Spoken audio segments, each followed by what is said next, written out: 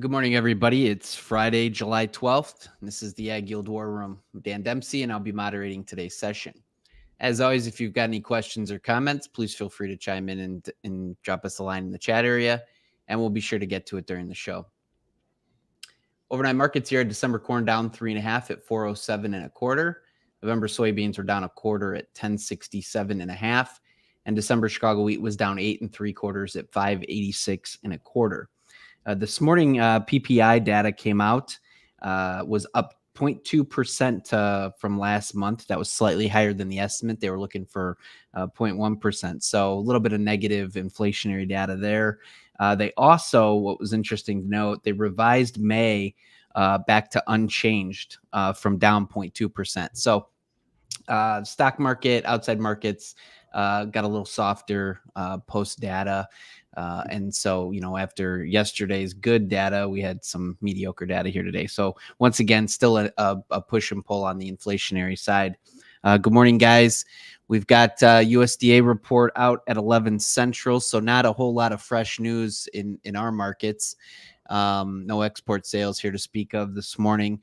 Ben, maybe just a few thoughts on what you'll be looking at here for the report, and we can put a bow on the week.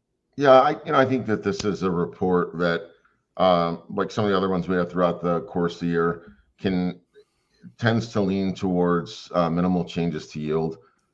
We've cooked in for now what those acres are. We expect to see a larger carryout next year by a couple 100 million bushels. We'll see that in today. We've traded a lot of negative information. Be it the report being weather model shift, managed money flipping, getting short. And now you're kind of in a place where I think that the big short position is willing to put on a wager that they can make it to harvest without any sort of major disruptions that would force them into a short covering type of mode. I do think that when you look at interest rates are perceive that they're going to start to come down. We're going to see some adjustments there. I don't know that's enough now to change the overall mentality heading into harvest, but stranger things have happened. So I don't expect a lot of change on yield today. I think the average guess was minus 0.2 bushels. We published yield data that was not complete on a pretty big scale. You're talking about 7% of total corn and bean acres are kind of in a lull until we get to find out what we have for prevent plant or potential shifting of acres due to weather concerns as we got later into the planting cycle. So I don't expect a lot today from the report, but the USDA sometimes they can surprise you. So there's still some room, I think, to lower soybean exports, but that may not come today either. That's good stuff, Jace. What's a couple of things you'll be looking for here at 11 o'clock, just that's on your radar? Yeah, I don't know. I'm not putting too much weight into anything from this report, to be honest. I mean, outside of a big number change, a big yield change, which I don't expect. Okay, so they might lower Brazilian production numbers. That's kind of expected. A lot of this stuff's, I think Ben kind of hit it on the head, right? A lot of this bearish information has been traded, so to shock it on the downside or a bearish report, I don't think I would imagine. I guess you could shock it and get some friendly news. That'd be. We'll take that. I don't expect that whatsoever. It doesn't make sense to get any friendly news. You never know. It's a USDA report.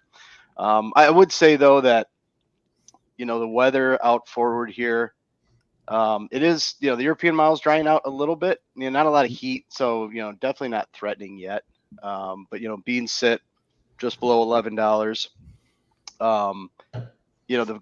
Dustin's hit on this, repeatedly. The corn bean ratio, really took off when corn broke.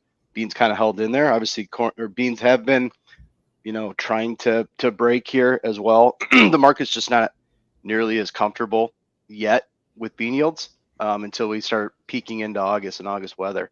So you really got to think about how you sit in beans. Are you hedged enough? Are you over hedged? Some people might be, right? Do you need to protect some hedges that you have on this break? You know, and really think about where you sit, because I'd say there's at least $1 of risk in beans down here that we could see over the next 4 weeks if weather stays really good. And obviously, if it turns hot and dry, it would be welcome. You know, we could easily see $1 or so rally. So we're kind of right in the middle there, right, of some volatility in beans would be my guess. But other than that, that's what I'm watching. Weather, I'm not doing anything for the report unless there's some new news, to trade, which hopefully we can get it. So Yeah, I'm anxious to see too next week, or actually we'll get this. Since we've had a full week, we'll see today after the close.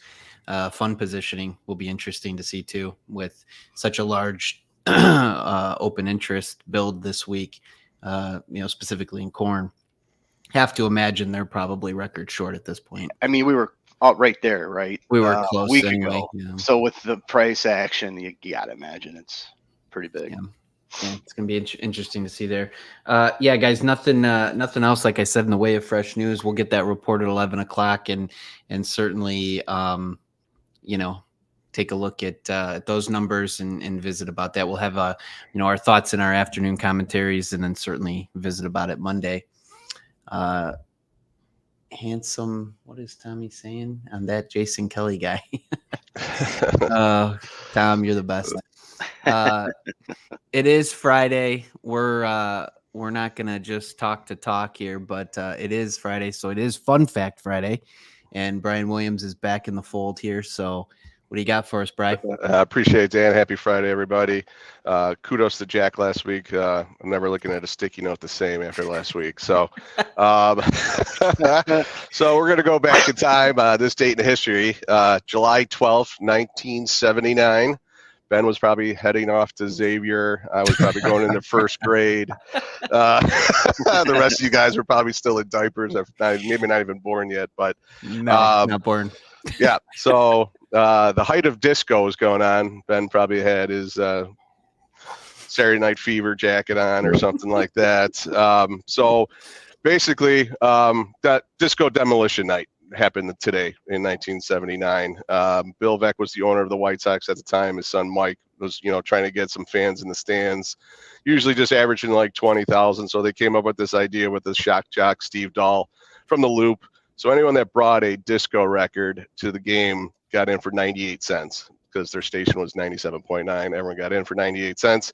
So thinking maybe they'll get 25,000, ended up getting 50,000. Full house.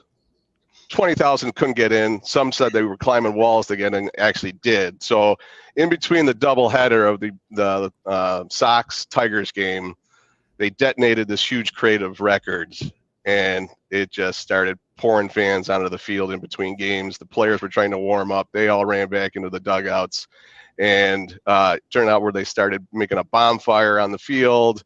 The ones that didn't get blown up, the records were used as like projectiles. They were shooting them around the field. They destroyed the bases. I think the bases are probably still missing. So that's probably a collector for somebody here. It got so bad, Chicago Police Department had to come in with riot gear.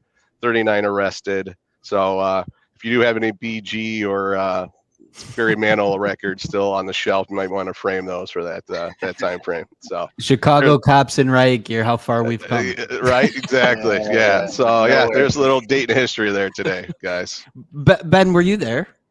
I was not, but I do remember it happening. And I remember my dad being out of his mind that they let that happen at Comiskey Park. So yeah, yep, I mean the Comiskey. Pictures are volatile. I mean it got really gnarly. Yeah. Oh, So. that's funny. Good stuff. And full disclosure, Brian's a Cub fan, so to talk about the White Sox, he couldn't wait. Right. Yeah, he just putting that in there. Look at the chops, baby. Yeah, go to the north side. That'll never happen to me. Yeah. Well, happy Friday, everybody. Good stuff, guys. Should I give my apology now to our? Yeah, and to wrap us up, Ben has an apology for. I understand that yesterday, me wearing some Indiana gear was offensive to some of our Perdue fans, Perdue graduates, and one of the greatest ag schools in the world. So I thought I would explain myself a little bit. I have a son who graduated from IU and played football there. I have a daughter there in nursing school. But I'm really proud to announce that my graduate senior will be attending Perdue Fort Wayne with the idea of going on and becoming a vet and going to Perdue in a couple of years. So we don't have a discrimination against either school in this house. I just have a little more IU gear than I do Perdue gear at this point. So you'd make a great politician, Ben. Yeah, right. Oh, it's so good. You could flip so many times. Yeah. and we got Brian decked out today too. Oh, yeah. He had to fight And back. to represent, baby. Oh, good stuff, guys. We forgive you, Ben. thanks, guys. Every day that the markets are open, we're streaming live on X, Facebook Live, and YouTube Live, 8:15 Central Time. We'll be back with you Monday morning. Hope everybody has a great weekend, and we look forward to talking to you next week. Thanks. Yeah.